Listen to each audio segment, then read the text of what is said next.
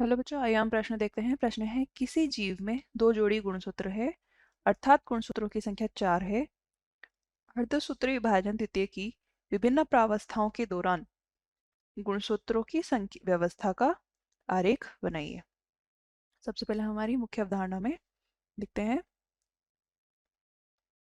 मुख्य अवधारणा जिसमें हम देखेंगे अर्धसूत्री विभाजन। यह विभाजन है लैंगिक कोशिकाओं का विभाजन है। लैंगिक कोशिकाओं में होने वाला विभाजन है जिसमें एकमात्र कोशिका 4 पुत्री कोशिकाओं में विभाजित होती है तथा इसमें पाए जाने वाला आनुवांशिक पदार्थ जो कि गुणसूत्र होता है उसकी संख्या पुत्र कोशिकाओं में मातृ कोशिकाओं की तुलना में आधी रह जाती है। इसलिए इसे अर्धसूत्री विभाजन कहा जाता है। अब ये अर्धसूत्री विभाजन जो होता है वह एक साथ नहीं होकर अलग अलग अवस्थाओं में होता है। इसमें पहली अवस्था है अर्धसूत्री प्रथम और दूसरी है अर्धसूत्री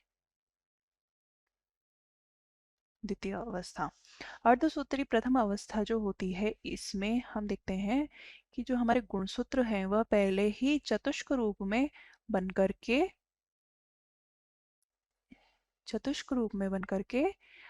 समजात गुणसूत्रों के रूप में अलग अलग हो जाते हैं तथा वह अलग अलग पुत्री कोशिकाओं यानी कि एक मात्र कोशिका से दो पुत्री कोशिकाओं का निर्माण कर लेते हैं जिसमें इनमें गुणसूत्रों की संख्या आधी रह जाती है।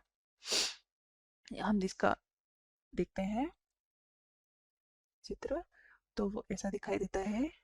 ये हमारी एक कोशिका है जिसमें यह हमारी प्रथम पुत्री कोशिका है और यह द्वितीय पुत्री कोशिका है जिसमें गुणसूत्रों की संख्या आधी आधी रह जाने के कारण हमारे प्रश्न के अनुसार दो जोड़ी गुणसूत्र हैं जिसमें 4 गुणसूत्रों की संख्या है। तो दो ऊपर वाली पुत्री कोशिकाओं में और दो ही नीचे वाली पुत्री कोशिकाओं में उपस्थित होते हैं। यानी पुत्री कोशिकाओं में इनकी गुणसूत्रों की संख्या रह गई है आदि। अब हम इनको कोशिका के अंदर न दिखा करके डायरेक्ट सीधा ही पुत्री कोशिकाओं में दिखाएंगे। अब इसके बाद हमारी आती है, ये तो हो गई हमारी अर्धसूत्री विभाजन से पहले की प्रावस्था यानी अर्धसूत्री प्रथम की स्थिति जो कि आगे अर्धसूत्री विभाजन द्वितीय में प्रवेश करती है। सबसे पहले पूर्वावस्था आती है, पूर्वावस्था द्वितीय। इस अवस्था के अंतर्गत जो हमारे गुणसूत्र हैं पुत्री कोशिकाओं के अंदर जो गुणसूत्र हैं वह फिर से संघनन क्रिया दिखाते हैं और जो ये अंत्य अवस्था में जो जाली रूप में हुए थे वो वापस से संघनित अवस्था में आकर छोटे और मोटे हो जाते हैं। इसके साथ ही इसमें तंतुओं का निर्माण होने लगता है। तंतु का निर्माण होता है जो कि इन्हें व्यवस्था में लेके आती है। ये तंतु इनके सेंट्रोमियर के द्वारा जुड़े होते हैं। इस तरीके से गुणसूत्र व्यवस्था होने लगते हैं और इसके बाद इसी अवस्था में ये गुणसूत्र मेटाफेजिक प्लेट की ओर भी गति करने लगते हैं।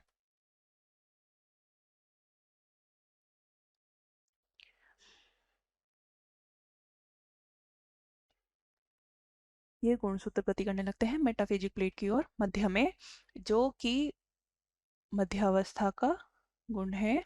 मध्यावस्था द्वितीय में ये गुणसूत्र जो हमारे पुत्री कोशिकाएं हैं इनके गुणसूत्र मेटाफेजिक प्लेट मध्य अवस्था में मध्य में आकर के स्थित हो जाते हैं।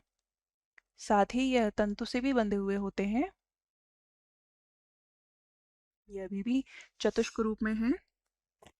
यह तंतुओं के द्वारा जुड़े हुए होते हैं जो कि विपरीत ध्रुवों पर स्थित सेंट्रोमियर से जुड़ते हैं।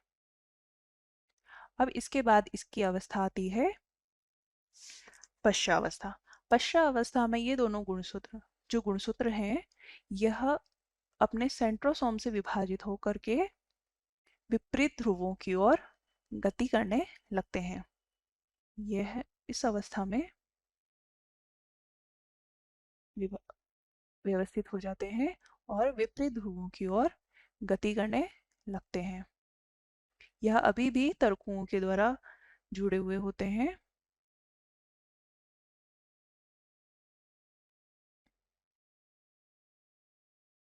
यह अलग अलग अवस्थाओं में भी दिखाई देते हैं और ये विपरीत ध्रुवों की ओर गति करने लगते हैं।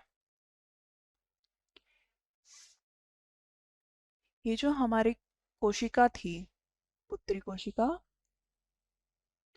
इन पुत्री कोशिकाओं में बनने वाले ये जो गुणसूत्र हैं, यह हमारी पश्चावस्था का चित्र था, आरेख था। विपरीत ध्रुवों की ओर गति करते हुए हम इन्हें देख सकते हैं गुणसूत्रों को। मेटाफेजिक प्लेट से दूर जाते हैं ये और विपरीत ध्रुवों की ओर गति करते हैं। इसके बाद आती है हमारी, ये थी हमारी पश्चावस्था द्वितीय। इसके बाद आती है हमारी अंत्यावस्था। अंत्यावस्था के अंतर्गत ये गुणसूत्र एक दूसरे से पूरी तरीके से पृथक होकर के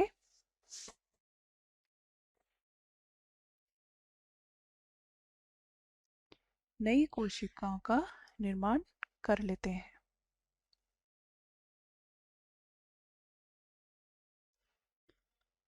यहाँ पर भी गुणसूत्र जो है विपरीत ध्रुवों की ओर चले जाते हैं और नई पुत्री कोशिकाओं का निर्माण हो जाता है। इसमें केंद्रक झिल्ली और केंद्रिका का पुनर्निर्माण हो जाता है। कोशिकाएं जो हैं गुणसूत्र जो है वह पुनः असंघनित अवस्था में आकर जालिका रूप में हो जाती है। ये थी हमारी पहली पुत्री कोशिका और यह थी हमारी द्वितीय पुत्री कोशिका, जो आगे जाकर के और पुत्री कोशिकाओं में विभाजित हो गई है। तो अंत में जब इनका केंद्रक विभाजन के बाद जब इसका कोशिका द्रव्य विभाजन भी होता है, तो यह कोशिकाएं हैं आगे जाकर के 4 पुत्री कोशिकाओं में विभाजित हो जाती है। यह इसका देखा जाता है।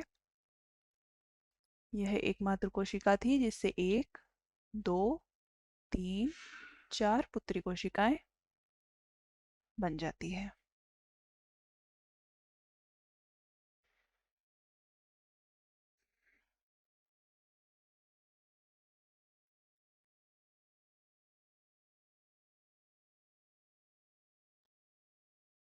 इस तरीके से गुणसूत्रों का विभाजन होता है। आशा है आपको उत्तर समझ आ गया होगा। धन्यवाद।